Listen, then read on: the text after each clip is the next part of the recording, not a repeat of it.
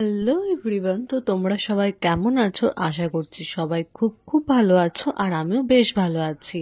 আমি জানি না কেন যখনই আমরা দলমা যাওয়ার জন্য প্ল্যান করি, বাড়ি থাকতে ওয়েদারটা পুরো ঠিকঠাক থাকে, যখনই রাস্তায় বের হই আস্তে আস্তে ওয়েদারটা মেঘলা হতে শুরু করে। যেমন দেখো না, আজকের দিনটা বাড়ি থাকতে ওয়েদারটা একদম ভালো ছিল, আর যেই রাস্তায় অনেকটা চলেছি তখন থেকে হঠাৎ করে মেঘলা হওয়া শুরু করেছে। আমাদের সঙ্গেও কি এরকম সেম জিনিস হয়? যদি হয় তবে অবশ্যই আমাকে কমেন্টে জানিও। দ্য ওয়েব ইন্টারন্যাশনাল, এটা টাটানগরের সব থেকে নামকরা রিসর্ট, আর ভেতরটাও ভীষণ সুন্দর। বকবক করতে করতে প্রায় অনেকটা রাস্তা চলে এসেছি, এখান থেকে হয়তো আর 10-20 মিনিট মতো সময় লাগবে। রাস্তার পাশে এই পাহাড়টা দেখতে কি দারুণ লাগছে, তাই না?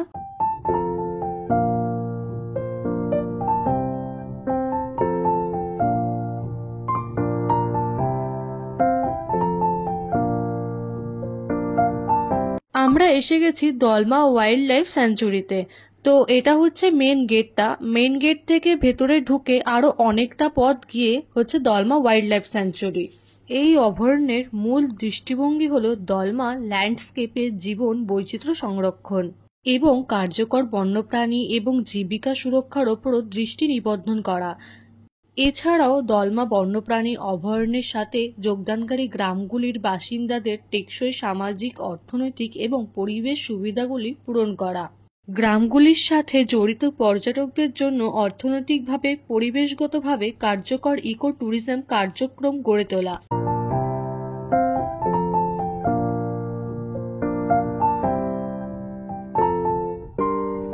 এখনো জায়গায় পৌঁছাতে পারলাম না, আর বৃষ্টি পড়া শুরু হয়ে গেছে। তাই যেটুকু টুপটাপ পড়ছে তার আগে মেন জায়গায় পৌঁছাতে পারলে বাঁচি।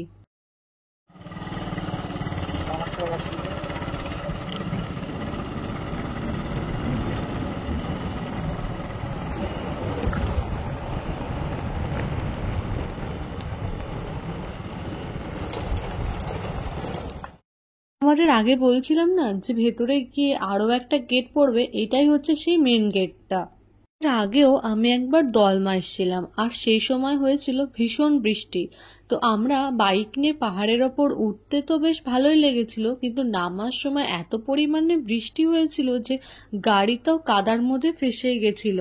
তোমরা বলতেই পারো যে আমার প্রথম দলমা আসার অভিজ্ঞতাটা খুবই খারাপ ছিল। এখানে এসে জানতে পারলাম যে আমরা আগে যেরকম ভাবে বাইক নিয়ে উঠতে পেরেছিলাম ওপরে, এখন নাকি সেটা পুরোপুরি বন্ধ হয়ে গেছে।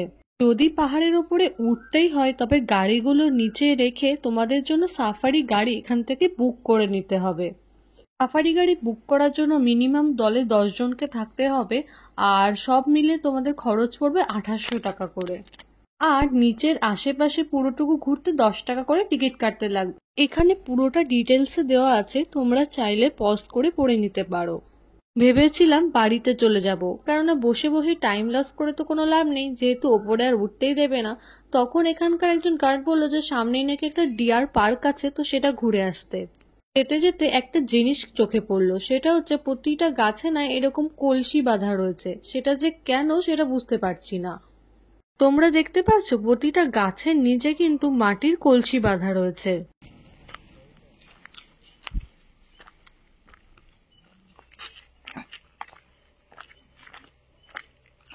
এতক্ষণ পর বুঝতে পারলাম যে এই হাঁড়িগুলো কেন লাগানো রয়েছে। এটি হলো বাটারফ্লাই বায়োডাইভার্সিটি কনজারভেশন জোন। এর মানে হচ্ছে প্রজাপতির বৈচিত্র্য সংরক্ষণ অঞ্চল। এটি কিন্তু বেশ ভালো একটা উদ্যোগ। এখন অনেক প্রজাপতি আছে যেগুলো প্রায় এখন বিলুপ্তর পথে, আর সেগুলোকে যদি এখন থেকে সংরক্ষণ করে না রাখা হয় তো পরবর্তী সময় তো এই প্রজাপতিগুলো আমরা আর দেখতেই পাবো না। পাহাড়ের কোল ঘেঁষে কি সুন্দর একটা রিসর্ট তৈরি করেছে। আমি যখন প্রথম এসেছিলাম তখন এসব কিচ্ছু ছিল না, সব নতুন হয়েছে, আর এই রিসর্টটা তো এখনো চালুও হয়নি। আমরা তো বাইরেই দাঁড়িয়েছিলাম, তো উনি আমাদের গেট খুলে বলল ভেতরে এসে ভালো করে দেখতে। রিসর্টটার ভেতরে কিছু কাজ বাকি আছে, তবুও রিসর্টটা কিন্তু ভীষণ সুন্দর। আর রিসর্টের একদম সামনেই হচ্ছে ডিয়ার পার্কটা। এখানে তো একটা হরিণও দেখতে পাচ্ছি না, জানি না কোন দিকটায় রয়েছে, বুঝতে পারছি না।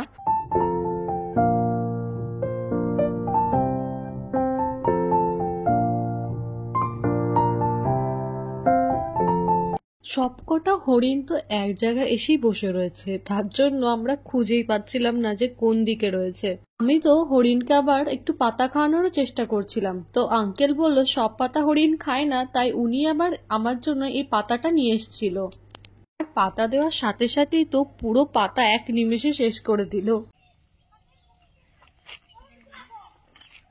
আরো আসতেছে দেখো। এটা সবথেকে বড়। इसका उम्र सबसे ज्यादा है। কোনটা? হরিণটা অনেক আগে থেকে আমার কাছ থেকে পাতা খাওয়ার চেষ্টা করছিল, কিন্তু বড় হরিণ আমার কাছে থাকায় এ আর আসার সুযোগ পাচ্ছিল না, তো এইবার আমার কাছ থেকে পাতা খেয়ে নিয়েছে। এদের জানি না দেখে কেন মনে হচ্ছে যেন ভীষণ খিদে পেয়েছে। আর দুপুরের সময় খিদে পাওয়াটাই স্বাভাবিক, কেননা গাছে যে ছালগুলো আছে সেই ছালগুলো তারা চাবি চাবি খেয়ে ফেলছে। বেশ অনেকটা ভালো সময় একসাথে কাটানো গেল। আর আমরা চলে আসলাম ডিয়ার পার্কের মেন গেটে।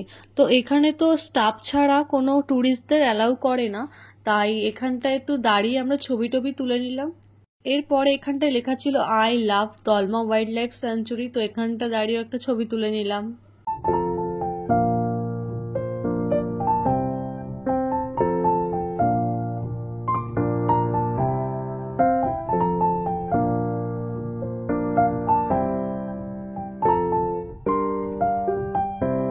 আর এখানে একটা পোষা হাতি আছে, তো সেই হাতিটিকেই নিয়ে যাওয়া হচ্ছে এখন।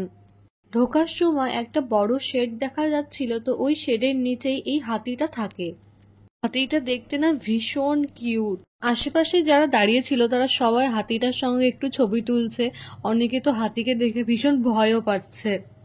সৌতম তো আমাকেও বলছিল হাতিটার সুর ধরে একটা ছবি তুলতে, আমি বলছি না বাবা দরকার নেই, আমার তো দেখেই ভয় করছে। কিন্তু বাচ্চারা ভীষণ মজা পাচ্ছে দেখে।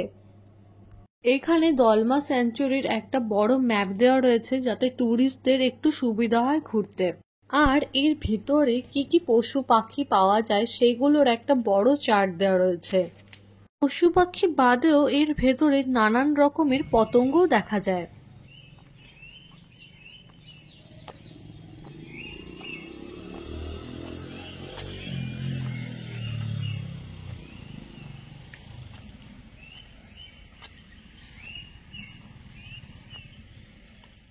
নতুন রিসর্ট তৈরি না হওয়ার আগে অবধিও এই হোটেলটা কিন্তু বেশ জনপ্রিয় ছিল এখানকার। এর ভেতরেও দেখছি নতুন কাজ হয়েছে, তো এর ভেতরে দেখো এই অ্যাক্টিভিটিটা নতুন লাগানো হয়েছে।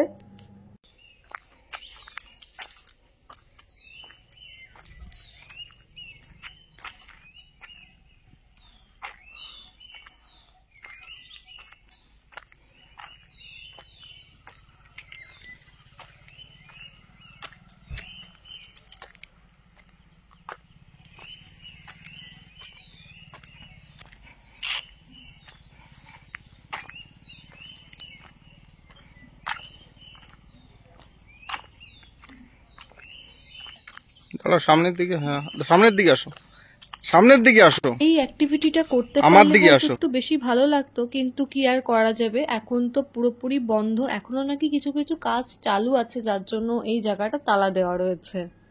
আর এই হোটেলটা না প্রচুর জায়গা নিয়ে তৈরি, মানে ভীষণ বড়। তাই জন্য আমাদের পুরোটুকু ঘোরা সম্ভব হবে না, এই আশেপাশে ঘুরেই আমরা বাড়ির দিকে রওনা দেব।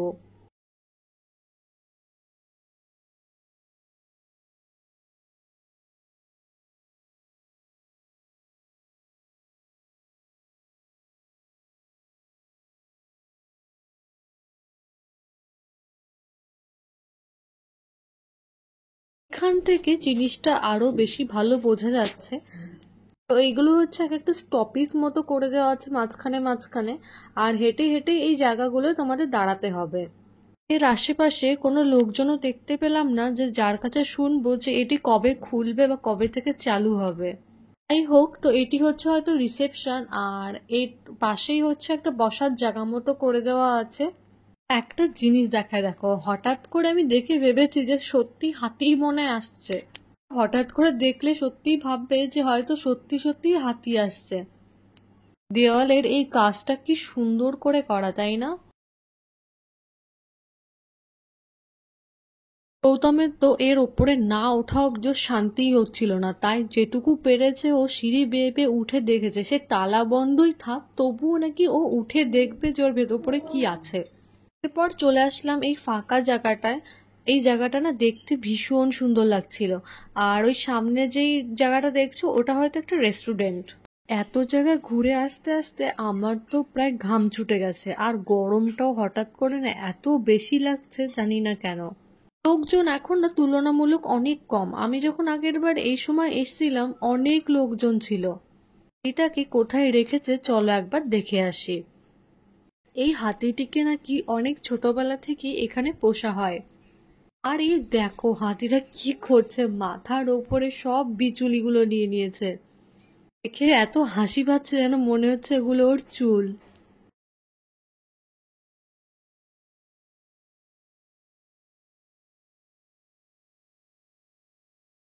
ব্লগটা তাহলে এখানেই শেষ করছি আজ। দেখা হবে পরের কোনো ব্লগে। আর এই ভিডিওটা কেমন লাগলো সেটা কিন্তু অবশ্যই আমাকে কমেন্টে জানাবে, আর ভালো লাগলে একটা লাইক করে দেবে। আর চ্যানেলে যদি নতুন হয়ে থাকো তাহলে অবশ্যই আমার চ্যানেলটিকে সাবস্ক্রাইব করে দেবে। দেখা হবে পরের কোনো ব্লগে।